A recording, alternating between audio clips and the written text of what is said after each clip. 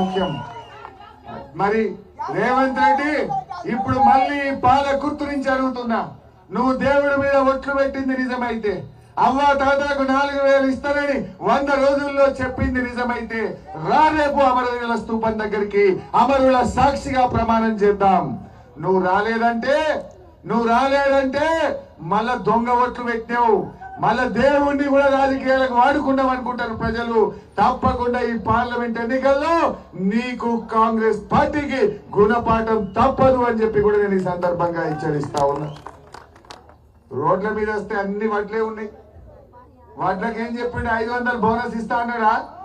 జర చూద్దాం, ఒకసారి చూపిరా తమ్మి. 1960 రూపాయలున్న వరి కనీస మద్దతు ధరకు మించి 2500తో ఓట్లు కొనే బాధ్యత. 2500 వడ్లు కొంటా అన్నాడు. కొంటున్నాడు ఇప్పుడు? ఎవరికైనా వడ్లు 2500 పోయినాయా? మీ ఊర్లో 2500 కాంగ్రెస్ వాళ్ళు ఇచ్చిండ్రా? మరి కుల్లా చేద్దాం. ఇక 2500 బట్టి వడ్లు కొంటే మీరు కాంగ్రెస్ పార్టీకి ఎంపీ ఎలక్షన్లలో ఓటైంది లేదు. 2500 కంటే వడ్లు కమ్మి కొందరనుకో, కారు గుర్తు కోటేసి సుధీర్ కుమార్ ను గెలిపించండి అని చెప్పి నేను మీ అందరినీ కోరుతా ఉన్నా. ఇకపోతే రైతు బంధు అది కూడా చూద్దాం. 15,000 ఇస్తా అన్నాడు. ఏం చెప్పిండో చూడండి. సంవత్సరానికి ప్రతి రైతుకు ఎకరాకు 15,000 రూపాయలు రైతు భరోసా పథకం కింద ప్రతి రైతును ఆదుకునే బాధ్యత కాంగ్రెస్ పార్టీ తీసుకుంటుంది. వచ్చినాయే 15,000 వచ్చినాయి ఎవరికన్నా? మన ఊర్లలో మీ రైతులకు చెప్పుంది, కార్యకర్తలు మీరందరూ బూత్ కమిటీ సభ్యులు 15,000 వచ్చిన వాళ్ళేమో కాంగ్రెస్ కోటేయాలి, రానోళ్ళందరూ కారుకు కేసీఆర్ కు ఓటేయాలని చెప్పి మీరందరూ కూడా ప్రచారం చేయాల్సిన అవసరం ఉంది. మరి అవ్వా తాతలు వాళ్ళ కేసీఆర్ అంటే బాగా నమ్మకం. 200 ఉన్న పెన్షన్ 1000 అంటే 1000 చేసిండు, మళ్ళా గెలిస్తే 2000 అంటే 2000 చేసిండు.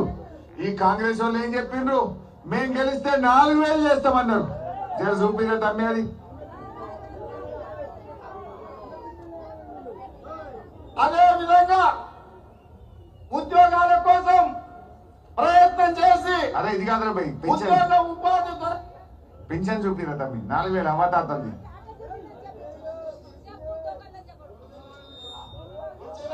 4,000 నీ ఖాతాలో పడతాయి. వచ్చే డిసెంబర్ 9 నాడు పెద్దమ్మ 2,000 కాదు, ఇందిరమ్మ రాజ్యం వచ్చి నీకు 4,000 రూపాయల పెన్షన్ వస్తుంది. ఎవరు నడుపుకునే పని లేదు. ఇంతకుముందే సీన్ చెప్పి నీ మనోడు వచ్చి నీ కాళ్ళు ఎత్తుతాడు, పెట్రోల్ కు 500 వెయ్యి ఇయ్యమని. ఏమ్మా మనమడి కాళ్ళు వస్తుందా? పడ్డాయా 4,000?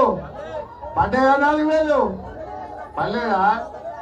ఇంకో మాట చెప్పాలి, కేసీఆర్ ఇచ్చే 2,000 కూడా జనవరి నెలలో కొట్టిండు, నడిమిట్లో ఒక నెల కొట్టిండా లేదా?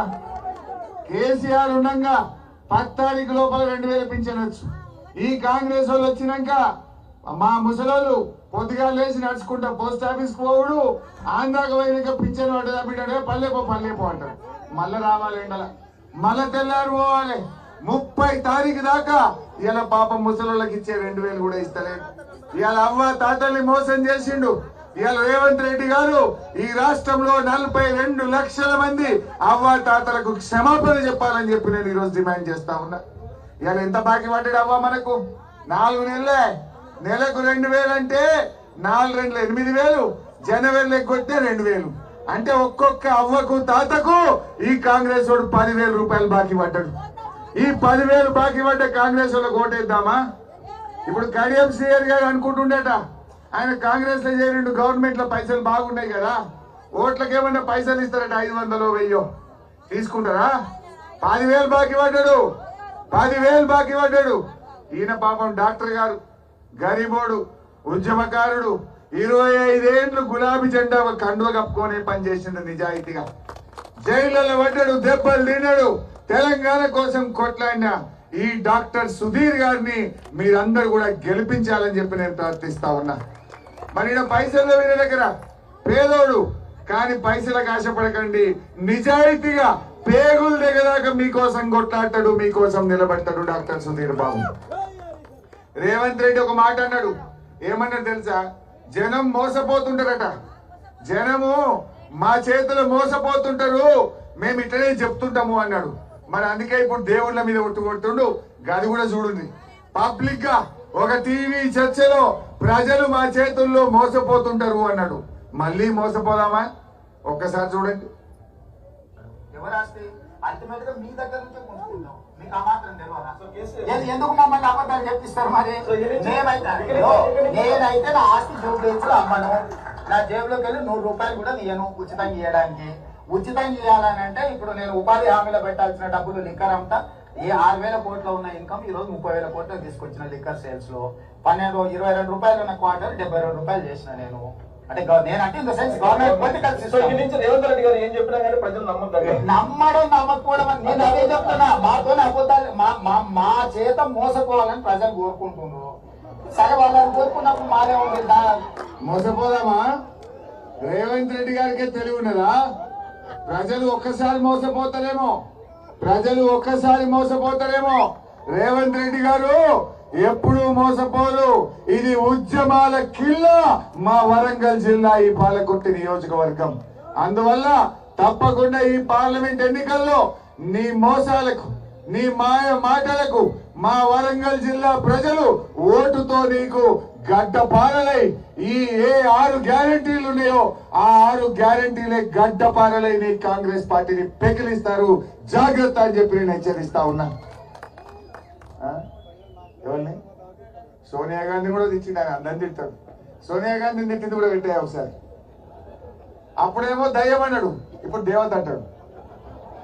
నిన్న దేవత అని చెప్పి ఆమెకు బుద్ధి ఇవ్వండి, అప్పుడు సరిగ్గా సరిపోతుంది. ఆమె నైజానికి, ఆమె చేసిన నీచమైన పనులకు 1000 మందిని బలి తీసుకున్నందుకు ఈ పార్టీ వాళ్ళు చేసే పనులు కూడా తెలంగాణ ప్రజలకు కళ్ళగట్టినట్టుగా ఉంటది. ఏమంటాడు? ఇవ్వండి. ఆ రోజేమో సోనియా గాంధీని బలిదేవత అన్నాడు, ఇవాళ ఏమంటుండు? దేవత. అంటే ఆయన నోటికి మొక్కాలి. అందువల్ల ఇప్పటికైనా ఆయన నిజ స్వరూపం గమనించండి. ఆయన వెనుకడికో సామెత ఉండేది, 100 అబద్ధాలన్న ఆడి ఒక పెళ్లి చేయమన్నాడట. కానీ రేవంత్ రెడ్డి కథ ఎట్లున్నదంటే 100 అబద్ధాలన్న చెప్పు, గద్దెనెక్కు, కుర్చీలో కూర్చో.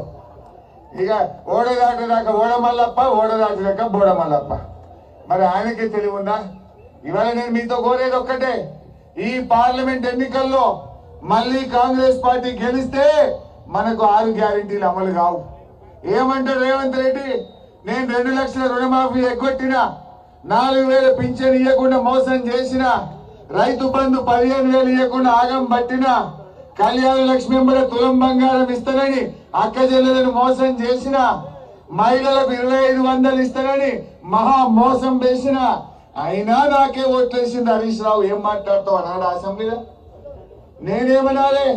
నిన్ను ఈ పార్లమెంట్ ఎన్నికలను మోసం చేసినావు కనుకనే మా పాలకుర్తి ప్రజలు నీకు సురుకు పెట్టిండ్రు. ఇప్పటికైనా ఇస్తావా ఇయ్యవా అని బల్ల గుద్ది రేపు అసెంబ్లీలో నిలదీసి దాన్ని అమలు చేయించే బాధ్యత మాది.